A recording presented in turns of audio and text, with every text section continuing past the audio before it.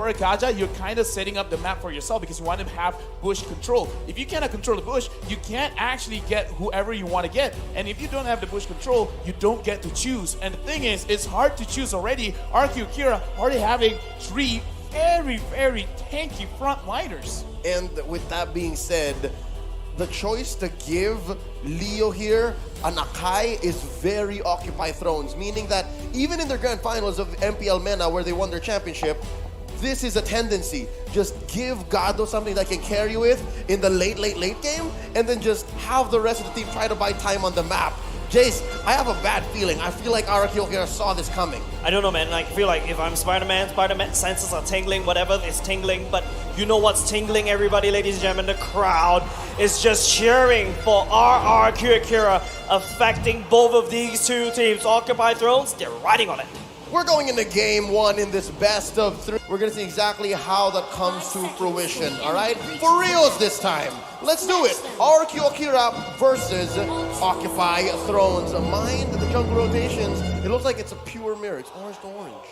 Another thing that we also take a look, we also seen from other Kajas is that they need to establish that river control, right? To make sure that you know where the enemy jungle is, you protect your jungler from, any sort of invades. At the same time though, I feel like both these two teams, take a look. Both these two roamers, focusing on the mid lane for now.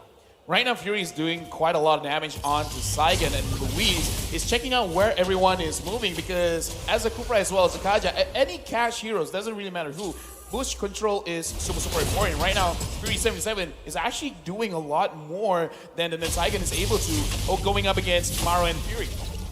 The best part about, the Valentina is that, yes, you can clump together, and that's where her passive comes into play, right? The more that you land these spells on top of the heroes, you gain more EXP. Just take a look. Just the difference in the EXP level. Saigon's skill dropping at level 2. Fury 77 has already hit level 3. And that helps with Occupy Throne's plans. Correct. I'm guessing, because again, that's less pressure on Gado. Takash though. Oh, Fury 77 found Takashi, but the Char residue just makes him super tanky. He will be able to sustain out of this fight. They're professional players. If that was me, I would have gone for it. But probably all the skills were in cooldown, and they understand they cannot lose early. So right now, good setup, but Gado not going to get caught by Luis. Oh no, Leo spots that there's a little bit of pressure on his gold laner, catches the Brazilian Heartbreaker. Oh, this Luis could be dangerous. hits to the wall, the flicker will be allowing Luis to save his life. Occupy Thrones has ganked twice, none of them sticks. Alright, so again, full control from RRQ Akira, right? They are not shaken, they're not stirred for sure. And look at the king, he is first on the scene, quickly pulling that turtle. Yeah, 37-7 is something that we need to take a look at, right? You need to hit level 4 quickly, gain that real world manipulation. And so far, he's just coming onto the scene. 4v4, pending, could it be? Turtle less than half health. Maro is already level 4, he's trying to abduct, it's going to be the pressure that takes, but the real world manipulation, Leo takes the first turtle away, and they've already picked up their prize. The RRQ Akira will punish them back. First blood for a major objective. Lofel, was that worth it? I honestly feel like it's worth it for RRQ Akira because that is what Occupy Thrones want. They want the first 2 turtles, and they understand. And like I said, based on the stats, numbers don't lie. They want to fight first, objective second. Oh, the infinites. The slow coming out from Sagan is actually helping him quite a lot. Maro and also Fury 77 will not be able to catch anything for now. So now here's what I'm thinking, right? Half of your team wants to go aggressive. The other half wants to go get objectives. What's Occupy Thrones doing, right? Oh no, he's gonna get sandwiched! Oh, Maro is gonna get absolutely sandwiched by the Akira Brazilian team. No way for Maro to get out there. So now, Occupy Thrones, they gotta look at the map. They gotta understand their win condition. And it's slightly difficult because, like you said, they're a mishmash of everything. Where it's kind of like a jack of all trades, master of none kind of situation with the draft. So Hulk over here, going up against Takashi as of right now, yeah, sure, a lot of trades going on, but nothing really happening. Looking at what Occupy Thrones really should do is they gotta find a way to get inside the jungle of RRQ Akira. But based on the draft, easier said than done. Yep, and there's a cheeky emblem build on Leo. He has a little bit of damage and then didn't go full in on the cooldowns. So that might be something that comes into play. Saigon! Oh, it's going to be Saigon actually getting terrified at the same time. Maro jump all the way to the back line as well. The blazing away from Gado shreds the back line of RRQ. And King just walks away. RRQ Akira, they lose 1 and they're happy to at least survive. So again, this is the first time I've seen Gado so aggressive so early. I mean, as an analyst, it's good to feel good, to get it right. Leo here fighting King, but not enough damage as of yet. Like I said, Occupy Thrones, what they want to do is want to get inside the jungle of RRQ Akira, because again, bush control. I'm going to stress that until the end of the game. Yeah, this is the second turtle for now. It's got the members from the RRQ, so already set up base. Leo, on the other hand, doesn't have the ultimate, so they have to be careful. Louis jump all the way in. It's going to be Takashi in the Black Dragon form, looking for some big off. Leo will be nowhere to be seen. RRQ Akira has full control of the turtle penalty. Astro Thunder almost single-handedly winning that turtle for RRQ Akira. And now you see what that translates into. King's Louis. so confident in the back line. Louis searching it out. Marrow might be the victim right here. It's going to be Louis that gets suppressed, but no follow-up coming up from Occupy Thrones.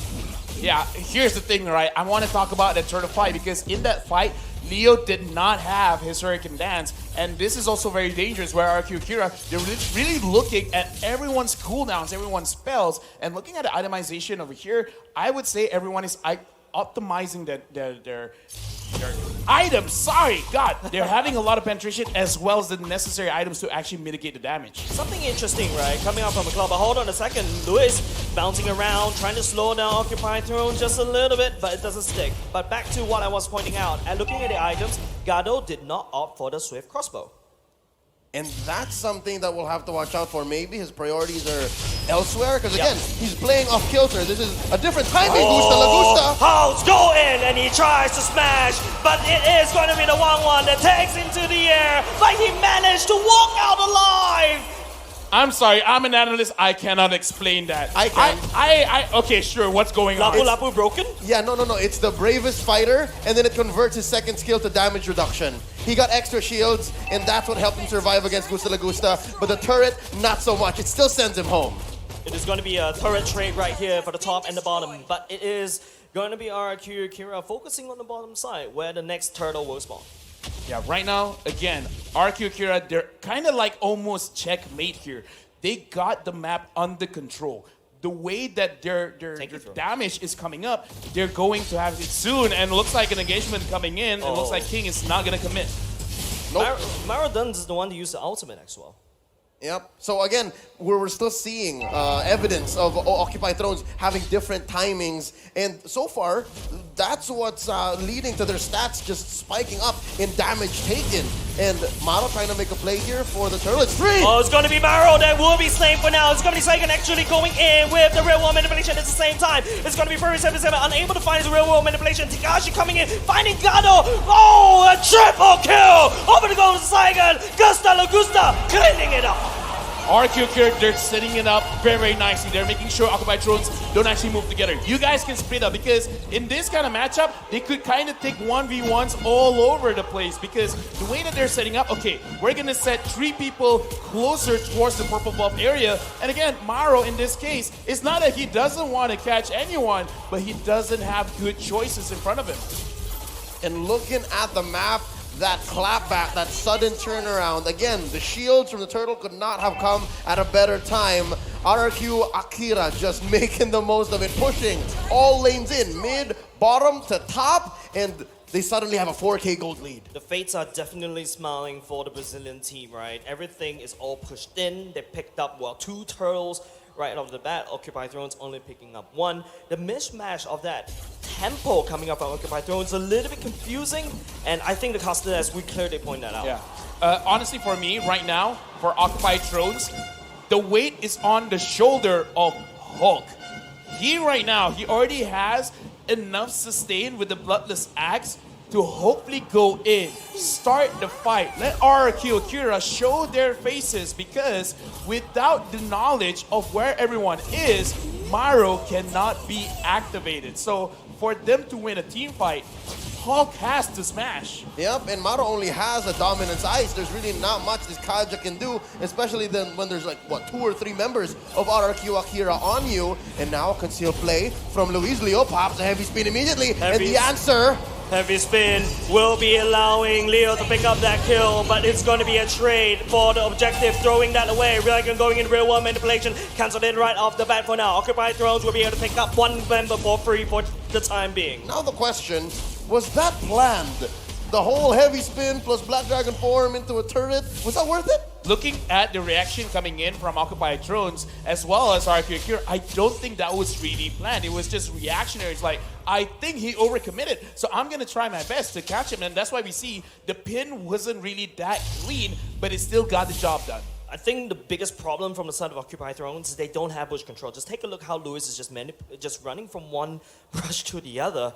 Occupy Thrones, if they want to open that map, they need to walk in. And that's why vision is so important. Again, Luis, as a traditional tank, a roamer, can just check in, clear, clean, right, Maro? Given Kaja's current rework, he is partly tankier, has better sustain, but you can't beat a classic old bouncing ball in the bush, right? So I guess that's what's buying RRQ Akira all this space, all this vision, all of this clean engage, and now Luis stretching up. Oh, misses his target. I think Maro can't really find any angles for this. But in the meantime, Lewis could simply charge up and just jump in there. But hold on a second, that's the target they're looking out for. Takashi, he gets pinned down the wall. Second trying to put down the damage on the side. But look at the back line. It's gonna be Lewis trying to make a play. Gado, he got caught. And now Gusta is all the way in the back line. Very flickers all across the wall. Takashi, no, he's still alive. It doesn't matter because Saigon will be the one that brings down Leo on the top side. Isolation, confidence, and pure brutality. Astro Thunder kept away Akai, kept away Leo, and bought that whole team fight for his squad.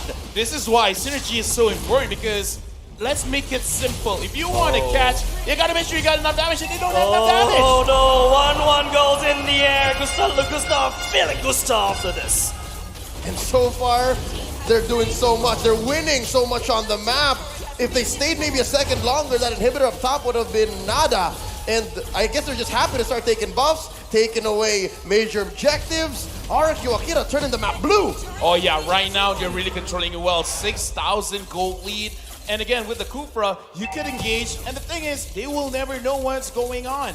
And even though Kaja is technically a counter towards the Kufra, where it's like, okay, you go in, I'm going to pull you in even deeper. But it's really hard to do that when RRQ Akira, with their lineup, they could re-engage very fast. Takashi, King, they could go in just as fast, and even if they can't, Saigon could set it up. Everyone's slowed, everyone can come in as fast as just about anyone else.